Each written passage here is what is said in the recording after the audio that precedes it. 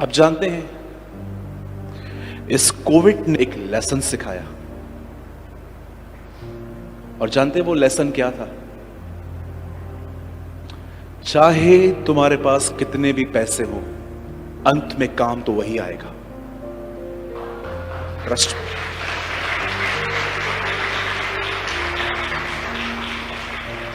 लोग पैसे लेके अस्पतालों के बाहर खड़े थे, बिल्कुल हेल्पलेस। पैसे थे, बेड नहीं था। पैसे थे, वेंटिलेटर नहीं थे। पैसे थे, मास्क नहीं था। पैसे थे, डॉक्टर्स नहीं थे। हर जगह पे वेटिंग वेटिंग वेटिंग।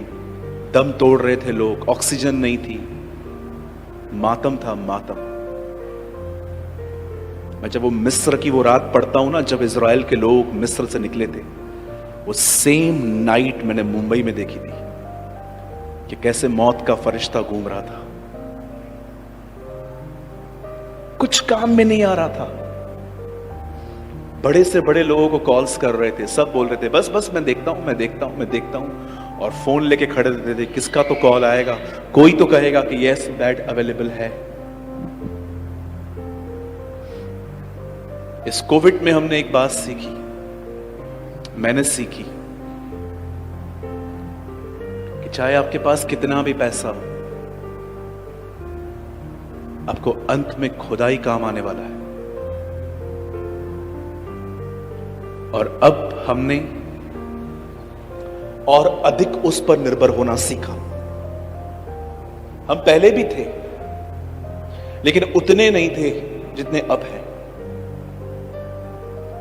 मैं आप में से हर एक को कहना चाहता हूं, जितने भी लोग हैं, आप जानते हैं आप जानते हैं you are a handicap person if you depend on anyone. आप वैसाखियों पर हैं अगर आपको लगता है कि लोग आपकी मदद करेंगे। जरमाया कहता है, श्रापित है वो व्यक्ति जो इंसानों पर ईमान रखता है कि पास्टर, प्रीचर, मेरे टाउन का एमएलए या तो कोई बड़ा व्यक्ति मुझे काम में आएगा। आप याद रखना, ये मेरी प्रोफेसी नहीं है, लेकिन ये सत्य है। अगर आप लोगों पे भरोसा करते हैं,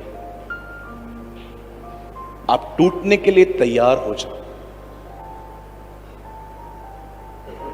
आप ब्रेक होंगे।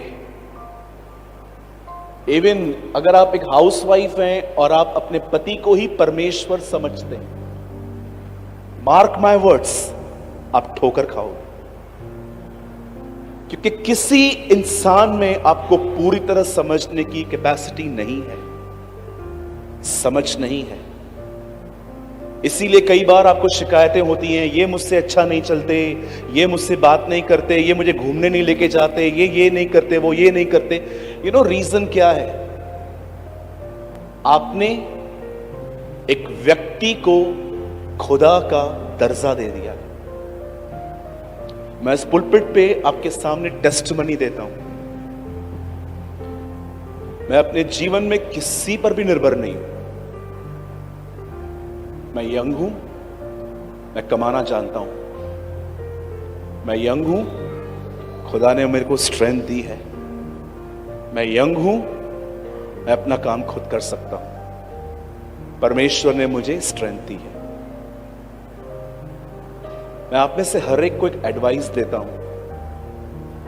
आज जब मैं यहां आया तो मेरे मन में एक थॉट आया